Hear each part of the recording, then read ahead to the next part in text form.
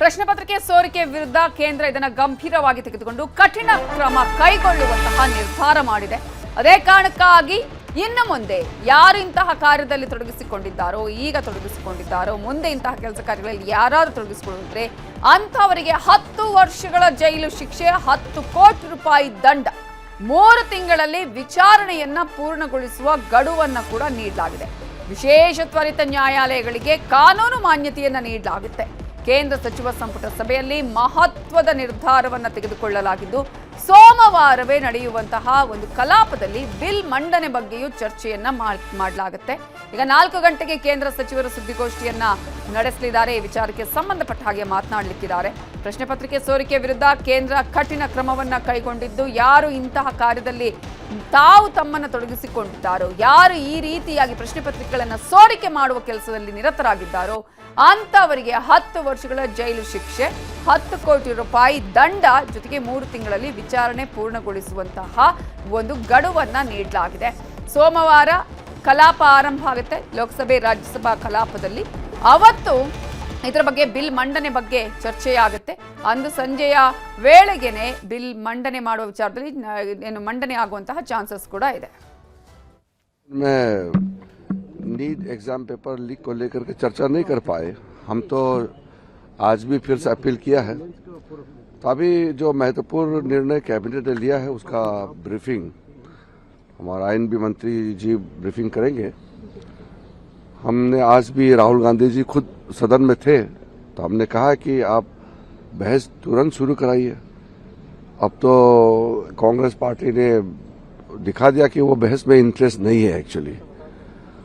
अब जो ಇದರ ಬಗ್ಗೆ ಇನ್ನಷ್ಟು ಡೀಟೇಲ್ಸ್ ಕೊಡೋದಕ್ಕೆ ನಮ್ಮ ಪೊಲಿಟಿಕಲ್ ಬ್ಯೂರೋ ಹೆಡ್ ಆಗಿರೋ ಚಿದಾನಂದ ಪಟೇಲ್ ಈಗ ಮತ್ತೆ ಸಂಪರ್ಕದಲ್ಲಿ ಜಾಯ್ನ್ ಆಗಿದ್ದಾರೆ. ಪಟೇಲ್ ರೇ, ಈಗಾಗಲೇ ಈ ಒಂದು ಪ್ರಕರಣವನ್ನ ಗಂಭೀರವಾಗಿ ತೆಗೆದುಕೊಂಡಿಲ್ಲ ಕೇಂದ್ರ ಅನ್ನುವಂತಹ ಒಂದು ರೀತಿಯಾದಂತಹ ಮಾತುಕತೆಗಳು ಕೇಳಿ ಬರ್ತಾ ಇತ್ತು. ಈ ವಿಚಾರದಲ್ಲೇ ದೊಡ್ಡ ಮಟ್ಟದಲ್ಲಿ ಈಗ ಈ ರೀತಿಯ ಪ್ರತಿಭಟನೆ ಆಗಿರೋದು. ಇಂತಹ ಸಂದರ್ಭದಲ್ಲಿ ಕೇಂದ್ರ ಈಗ ಕ್ಯಾಬಿನೆಟ್ ಸಭೆಯಲ್ಲಿ ತೆಗೆದುಕೊಂಡಂತಹ ನಿರ್ಣಯಗಳ ಬಗ್ಗೆ ಹೇಳೋದಾದ್ರೆ, ನವಿತಾ ಜೈನ್, ಸಿಜೆಪಿಯ ಹೋರಾಟಕ್ಕೆ ಮೊದಲ ಹಂತದ ಜಯ ಸಿಕ್ಕಿದೆ ಅಂತ ಹೇಳಿದ್ರೆ ತಪ್ಪಾಗಲಾರ್ದು. ಯಾಕಂತ ಹೇಳಿದ್ರೆ ಎಲ್ಲೊಂದು ಕಡೆ ಕೇಂದ್ರ ಸರ್ಕಾರದ ಮೊಂಡುತನಕ್ಕೆ ಕೊನೆಗೂ ಕೂಡ ಎಲ್ಲೊಂದು ಕಡೆ ಸಿಜೆಪಿಯವರು ಮದ್ದು ಹರಿದಿರ್ತಕ್ಕಂಥ ಆ ಮುಖಾಂತರ ಮಹತ್ತರ ಬೆಳವಣಿಗೆಯೊಂದರಲ್ಲಿ ಕೇಂದ್ರ ಸಚಿವ ಸಂಪುಟ ಸಭೆಯಲ್ಲಿ ಪ್ರಮುಖ ನಿರ್ಧಾರಗಳನ್ನು ತೆಗೆದುಕೊಂಡಿರ್ತಕ್ಕಂಥದ್ದು. ವಿಶೇಷ ತ್ವರಿತಗತಿಯ ವಿಚಾರಣೆ, ವಿಶೇಷ ನ್ಯಾಯಾಲಯಗಳ ಸ್ಥಾಪನೆಗೆ ಮತ್ತು ಅದಕ್ಕೆ ಕಾನೂನು ಮಾನ್ಯತೆ ಕೊಡಲಿಕ್ಕೆ ತೀರ್ಮಾನ ಮಾಡಿರ್ತಕ್ಕಂಥದ್ದು. ಈಗಾಗಲೇ ಫಾಸ್ಟ್ ಟ್ರ್ಯಾಕ್ ಕೋರ್ಟ್ಗಳನ್ನು ತೆರೆದು 3 ತಿಂಗಳ ಒಳಗಡೆ ವಿಚಾರಣೆಯನ್ನು ನಡೆಸಿ ಅಂತಿಮ ತೀರ್ಪು ಕೊಡಲಿಕ್ಕೆ ತೀರ್ಮಾನವನ್ನು ತೆಗೆದುಕೊಳ್ಳುವಂಥದ್ದು ಮಹತ್ತರವಾದ ತೀರ್ಮಾನವನ್ನು ಕೇಂದ್ರ ಸಚಿವ ಸಂಪುಟ ಸಭೆ ತೆಗೆದುಕೊಂಡಿರ್ತಕ್ಕಂಥದ್ದು. ನಂತರ ಪ್ರಮುಖವಾಗಿ ಈಗಾಗಲೇ ಎಲ್ಲೊಂದು ಕಡೆ ನೀಟ್ ಪರೀಕ್ಷೆ ಸೋರಿಕೆ ಕೇಂದ್ರ ಸರ್ಕಾರಕ್ಕೆ ಬಿಸಿ ತುಪ್ಪ ಆಗಿರ್ತಕ್ಕಂಥದ್ದು. ದೇಶಾದ್ಯಂತ ಎಲ್ಲೊಂದು ಕಡೆ ಯುವಜನರು ಮತ್ತು ವಿದ್ಯಾರ್ಥಿಗಳು ಬೀದಿಗೆ ಬಂದಿರತಕ್ಕಂಥದ್ದು. ಆ ಮುಖಾಂತರ ಕೇಂದ್ರ ಸರ್ಕಾರಕ್ಕೆ ಅತಿ ದೊಡ್ಡ ತಲೆನೋವಾಗಿ ಪರಿಣಮಿಸಿರ್ತಕ್ಕಂಥ. ಹಾಗಾಗಿ ಮುಂದಿನ ದಿನಗಳಲ್ಲಿ ಇಂಥ ಪ್ರಕರಣಗಳು ನಡೀಬಾರದು ಎಂಬ ಕಾರಣಕ್ಕಾಗಿ ಸೋರಿಕೆಯಲ್ಲಿ ಭಾಗಿಯಾದವರಿಗೆ ಎಲ್ಲೊಂದು ಕಡೆ 10 ಕೋಟಿ ರೂಪಾಯಿಯಷ್ಟು ದಂಡ ವಿಧಿಸುವಂಥದ್ದು ಮತ್ತು 10 ವರ್ಷ ಶಿಕ್ಷೆಯನ್ನು ಕೊಡುವಂಥ ಪ್ರಮುಖ ನಿರ್ಧಾರವನ್ನು ತೆಗೆದುಕೊಂಡಿರ್ತಕ್ಕಂಥ. ಆ ಮುಖಾಂತರ 3 ಪ್ರಮುಖ ನಿರ್ಧಾರಗಳನ್ನು ಇವತ್ತು ಕೇಂದ್ರ ಸಚಿವ ಸಂಪುಟ ಸಭೆ ತೀರ್ಮಾನವನ್ನು ತೆಗೆದುಕೊಂಡಿರ್ತಕ್ಕಂಥ. ಇದರ ಬೆನ್ನಲ್ಲೇ ಸೋಮವಾರ ನಡೆತಕ್ಕಂಥ ಉಭಯ ಕಲಾಪಗಳಲ್ಲಿ ಈ ಬಿಲ್ಲಿಗೆ ಮಸೂದೆಯನ್ನು ಮಂಡಿಸಿ ನಂತರ ಒಪ್ಪಿಗೆ ಪಡಲಿಕ್ಕೆ ಕೂಡ ತೀರ್ಮಾನವನ್ನು ತೆಗೆದುಕೊಂಡಿರ್ತಕ್ಕಂಥ. ಆ ಮುಖಾಂತರ ಎಲ್ಲ ಒಂದು ಕಡೆ ಈಗಾಗಲೇ ದೇಶಾದ್ಯಂತ ಎಲ್ಲೊಂದು ಕಡೆ ಪರೀಕ್ಷೆಗಳಾಗ್ತಕ್ಕಂಥ ಪ್ರಶ್ನೆ ಪತ್ರಿಕೆಗಳ ಸೋರಿಕೆಗೆ ಮದ್ದು ಹರಿಲಿಕ್ಕೆ ಕೇಂದ್ರ ಸರ್ಕಾರ ತೀರ್ಮಾನ ಮಾಡಿರ್ತಕ್ಕಂಥ. ಆ ಮುಖಾಂತರ ಎಲ್ಲೊಂದು ಕಡೆ ಕಠಿಣ ಕಾನೂನು ಕೂಡ ಜಾರಿಗೆ ಮಾಡಲಿಕ್ಕೆ ಸರ್ಕಾರ ತೀರ್ಮಾನ ಮಾಡಿರ್ತಕ್ಕಂಥ. ಇದರ ಬೆನ್ನಲ್ಲೇ ಅದು ಶೀಘ್ರಗತಿಯಲ್ಲೇ ಆ ಕಾನೂನನ್ನು ಜಾರಿಯಾಗಲಿಕ್ಕೆ ಕೂಡ ನಿರ್ಧಾರ ತೆಗೆದುಕೊಂಡಿರ್ತಕ್ಕಂಥ. ಹಾಗಾಗಿ ಸೋಮವಾರ ನಡೆತಕ್ಕಂಥ ಉಭಯ ಸದನಗಳಲ್ಲಿ ಮಸೂದೆಯನ್ನು ಮಂಡಿಸಿ ಒಪ್ಪಿಗೆ ಪಡಲಿಕ್ಕೆ ಈಗಾಗಲೇ ತೀರ್ಮಾನವನ್ನು ತೆಗೆದುಕೊಂಡಿರ್ತಕ್ಕಂಥದ್ದು. ಇವತ್ತಿನ ಸಚಿವ ಸಂಪುಟ ಸಭೆಯಲ್ಲಿ ಮಹತ್ವದ 3 ನಿರ್ಧಾರವನ್ನು ತೆಗೆದುಕೊಂಡಿರ್ತಕ್ಕಂಥದ್ದು. ನವಿತಾ ಜೈನ್, ಇದು ಪಾಸ್ ಆಗುವಂತಹ ಸಾಧ್ಯತೆ ಎಷ್ಟರ ಮಟ್ಟಿಗೆ ಕಾಣಿಸ್ತಾ ಇದೆ? ಯಾಕಂದ್ರೆ ಎಲ್ಲಾ ಪಕ್ಷಗಳು ಕೂಡ ಈ ವಿಚಾರದಲ್ಲಿ ವಿದ್ಯಾರ್ಥಿಗಳಿಗೆ ನ್ಯಾಯ ಸಿಗಬೇಕು ಅನ್ನುವಂಥದ್ದು ನಿಲುವನ್ನ ಹೊಂದಿದ್ದಾರೆ. ಹಾಗಾಗಿ ಈಗ ರಾಹುಲ್ ಗಾಂಧಿ ಅವರು ಇದರ ಬಗ್ಗೆ ಯಾವುದೇ ರೀತಿಯಾದ ವಿಚಾರ ಎತ್ತಲಿಲ್ಲ ಅನ್ನೋದನ್ನ ಕೂಡ ಕಿರಣ್ ರಿಜಿಜು ಹೇಳ್ತಾ ಇದ್ರು. ಸೊ ಇದರ ಬಗ್ಗೆ ಯಾವ ರೀತಿಯಾಗಿ ಈಗ ಪ್ರತಿಪಕ್ಷಗಳು ಬಿಲ್ ಮಂಡನೆಗೆ ಸಹಾಯ ಮಾಡುವಂತಹ ಅಥವಾ ಅಂಗೀಕಾರ ಕೊಡಿಸುವಂತಹ ಸಾಧ್ಯತೆ ಇದೆ? ನವಿತಾ ಜೈನ್, ವಿದ್ಯಾರ್ಥಿ ಮತ್ತು ಯುವ ಸಮೂಹದ ಹೋರಾಟದ ಲಾಭವನ್ನು ಪಡೆಯಲಿಕ್ಕೆ ಕಾಂಗ್ರೆಸ್ನ ನಾಯಕರುಗಳು ತೀರ್ಮಾನ ಮಾಡಿರ್ತಕ್ಕಂಥದ್ದು ಮತ್ತು ಕಾಂಗ್ರೆಸ್ ಪಕ್ಷ ಆ ಲಾಭವನ್ನು ಒಂದು ಹಂತದಲ್ಲಿ ಪಡೆದುಕೊಂಡಿರ್ತಕ್ಕಂಥದ್ದು ಮತ್ತು ಸಿಜೆಪಿ ಹೋರಾಟದ ಬೆನ್ನಲ್ಲೇ ನಾವು ವಿದ್ಯಾರ್ಥಿಗಳ ಪರವಾಗಿದ್ದೀವಿ ಅನ್ನೋ ಮುಖಾಂತರ ಧರ್ಮೇಂದ್ರ ಪ್ರಧಾನ್ ರಾಜೀನಾಮೆಯನ್ನು ಕೂಡ ರಾಹುಲ್ ಗಾಂಧಿ ಅವರು ಕೂಡ ಇದೀಗ ಕೇಳ್ತಿರ್ತಕ್ಕಂಥದ್ದು. ಮತ್ತು ಇದು ವಿದ್ಯಾರ್ಥಿ ಪರವಾಗಿರ್ತಕ್ಕಂಥ ನಿಲುವಾಗಿರ್ತಕ್ಕಂಥ ಅನಿವಾರ್ಯವಾಗಿ ಕೂಡ ಕಾಂಗ್ರೆಸ್ ಕೂಡ ಬೆಂಬಲವನ್ನು ಸೂಚಿಸುವಂಥ ಸ್ಥಿತಿ ನಿರ್ಮಾಣ ಆಗಿರ್ತಕ್ಕಂಥದ್ದು. ಯಾಕಂತ ಹೇಳಿದ್ರೆ ಇಲ್ಲಿ ವಿದ್ಯಾರ್ಥಿಗಳ ಪರವಾಗಿರ್ತಕ್ಕಂಥ ಕಾನೂನು ಆಗಿರ್ತಕ್ಕಂಥದ್ದು ಪ್ರಶ್ನೆ ಪತ್ರಿಕೆ ಸೋರಿಕೆ ಆದರೆ 10 ಕೋಟಿ ರೂಪಾಯಿ ದಂಡ ಮತ್ತು 10 ವರ್ಷ ಶಿಕ್ಷೆ ಅಂತ ಕಠಿಣ ಏನು ಕಾನೂನನ್ನು ತಂದಿರತಕ್ಕಂಥದ್ದು. ಇದರ ಬೆನ್ನಲ್ಲಿ ಈಗಾಗಲೇ ನೀಟ್ ಪರೀಕ್ಷೆ ಸೋರಿಕೆ ಸಂಬಂಧಪಟ್ಟ ಹಾಗೆ ವಿಶೇಷ ತ್ವರಿತಗತಿಯ ನ್ಯಾಯಾಲಯವನ್ನು ಸ್ಥಾಪನೆ ಮಾಡೋಕ್ಕೆ ಕೇಂದ್ರ ಸರ್ಕಾರ ತೀರ್ಮಾನ ಮಾಡಿರ್ತಕ್ಕಂಥದ್ದು ಮತ್ತು ಅದಕ್ಕೆ ಕಾನೂನಿನ ಮಾನ್ಯತೆಯನ್ನು ಕೊಡುವಂಥದ್ದು. ಆ ಮುಖಾಂತರ 3 ತಿಂಗಳ ಗಡುವನ್ನು ನೀಡಿರ್ತಕ್ಕಂಥ 3 ತಿಂಗಳಲ್ಲಿ ವಿಚಾರಣೆ ನಡೆದು ಅಂತಿಮ ತೀರ್ಪನ್ನು ಕೊಡಲಿಕ್ಕೆ ಕೂಡ ತೀರ್ಮಾನವನ್ನು ತೆಗೆದುಕೊಂಡಿರ್ತಕ್ಕಂಥದ್ದು. ಒಟ್ಟಾರೆ ಅನಿವಾರ್ಯವಾಗಿ ವಿಪಕ್ಷಗಳು ಕೂಡ ಈ ಒಂದು ವಿದ್ಯಾರ್ಥಿ ಪರವಾಗಿರ್ತಕ್ಕಂಥ ಮಸೂದೆಗೆ ಒಪ್ಪಿಗೆ ಕೊಡುವಂಥ ಸ್ಥಿತಿ ನಿರ್ಮಾಣ ಆಗಿರ್ತಕ್ಕಂಥದ್ದು. ಸೋಮವಾರ ಕೂಡ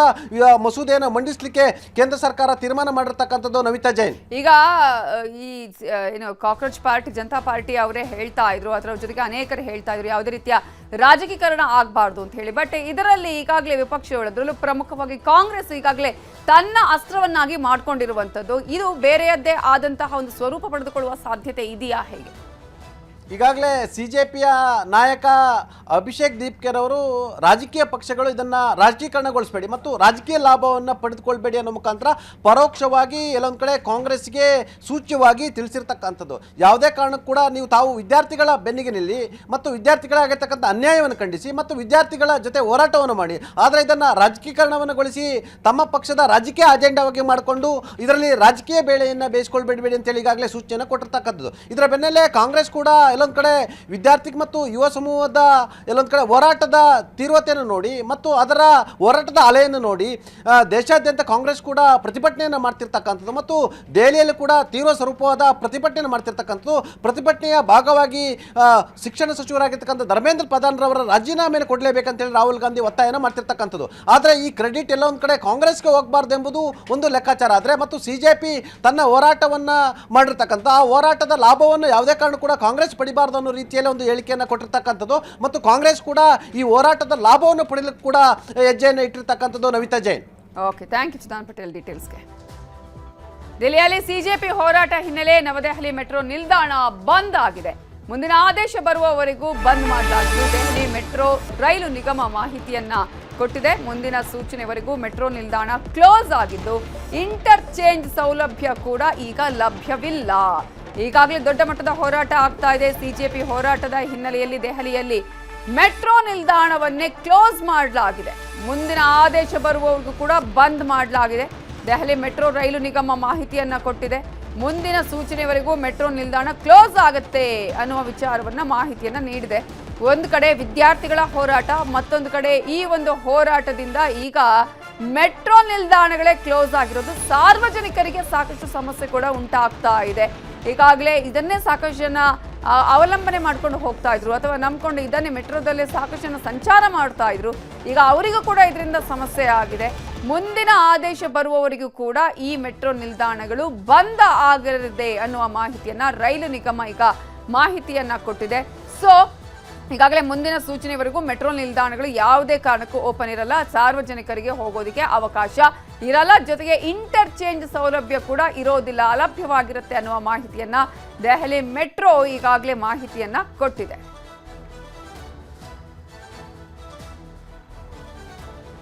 ಒಂದ್ ಕಡೆ ದೇಶದಾದ್ಯಂತ ನೀಟ್ ಕೋಲಾಹಲ ಆಗ್ತಾ ಇದ್ರೆ, ಅದರಲ್ಲೂ ಕೂಡ ರಾಷ್ಟ್ರ ರಾಜಧಾನಿಯಲ್ಲಿ ದೊಡ್ಡ ಮಟ್ಟದ ಹೋರಾಟ ಹಿಂಸಾ ಸ್ವರೂಪವನ್ನ ಪಡ್ಕೊಂಡಿದೆ. ಈ ಹಿನ್ನೆಲೆಯಲ್ಲಿ ಇದೀಗ ಸಭೆಗಳ ಮೇಲೆ ಸಭೆಗಳಾಗ್ತಾ ಇದೆ. 2 ಸುತ್ತಿನ ಸಭೆ ಆಗಿದೆ, 3ನೇ ಸಭೆ ನಾಳೆ ನಡೆಯುತ್ತೆ. 2 ಬೇಡಿಕೆಗಳಿಗೆ ಈಗಾಗಲೇ ಸರ್ಕಾರ ಒಪ್ಪಿಕೊಂಡಿದೆ, ಅಂದ್ರೆ ಪಾಸಿಟಿವ್ ರೆಸ್ಪಾನ್ಸ್ ಅನ್ನ ಕೊಟ್ಟಿದೆ. ಅದೇ ಧರ್ಮೇಂದ್ರ ಪ್ರಧಾನ್ ಅವರ ರಾಜೀನಾಮೆಯ ವಿಚಾರದಲ್ಲಿ ಇನ್ನೂ ಕೂಡ ಅಂತಿಮ ನಿರ್ಧಾರವನ್ನ ತೆಗೆದುಕೊಂಡಿಲ್ಲ. ಏನು ಆಗಬಹುದು ಅನ್ನುವ ಕುತೂಹಲ. ನಾಳೆ ಸಭೆಗೆ ಬರುವ ಒಳಗೆ ಅವರನ್ನ ವಜಾ ಮಾಡಬೇಕು ಅನ್ನುವ ಬೇಡಿಕೆಯನ್ನ ಇಟ್ಟಿದ್ದಾರೆ ಈಗಾಗಲೇ. ಇನ್ನು ಸಂಸತ್ನ ಉಭಯ ಸದನಗಳಲ್ಲೂ ಕೂಡ ನೀಟ್ ಗದ್ದಲ ಜೋರಾಗಿದೆ. ಆರಂಭ ಆಗಿರುವ 5 ದಿನದಲ್ಲಿ 1 ದಿನವೂ ಕೂಡ ಕಲಾಪ ಸರಿಯಾಗಿ ಆಗಿಲ್ಲ. ಧರ್ಮೇಂದ್ರ ಪ್ರಧಾನ್ ಅವರ ರಾಜೀನಾಮೆಗೆ ಆಗ್ರಹ ಮಾಡಿ ಈ ಮತ್ತೆ ಹೋರಾಟಗಳು, ಮತ್ತೆ ಗದ್ದಲಗಳಾಗಿದೆ. ಈ ಹಿನ್ನೆಲೆಯಲ್ಲಿ ಲೋಕಸಭಾ ಕಲಾಪವನ್ನ ಸೋಮವಾರಕ್ಕೆ ಮುಂದೂಡಿಕೆ ಮಾಡಲಾಗಿದೆ. ಚರ್ಚೆಗೆ ಕೇಂದ್ರ ಸಿದ್ಧ ಇದೆ ಅಂತ ಹೇಳಿ ಕಿರಣ್ ರಿಜಿಜು ಹೇಳಿದ್ದಾರೆ. ಕೇಂದ್ರ ಸಚಿವರ ಹೇಳಿಕೆ ಮಧ್ಯೆಯೂ ಕೂಡ ಗಲಾಟೆ, ಗದ್ದಲ, ಕೋಲಾಹಲ ಜೋರಾಗಿ ನಡೆದಿದೆ. ಸದನದಲ್ಲಿ ಕಲಾಪವನ್ನ ಮುಂದೂಡಿದ್ದಾರೆ. ಸ್ಪೀಕರ್ ಓಂ ಬಿರ್ಲಾ ಅವರು ಸೋಮವಾರಕ್ಕೆ ಕಲಾಪವನ್ನ ಮುಂದೂಡಿಕೆ ಮಾಡಿದ್ದಾರೆ. ಈಗಾಗಲೇ ಚರ್ಚೆಗೆ ಕೇಂದ್ರ ಸಿದ್ಧ ಇದೆ ಅಂತ ಹೇಳಿದ್ರು ಕೂಡ ಅಲ್ಲಿ ಒಪ್ಪಿಲ್ಲ.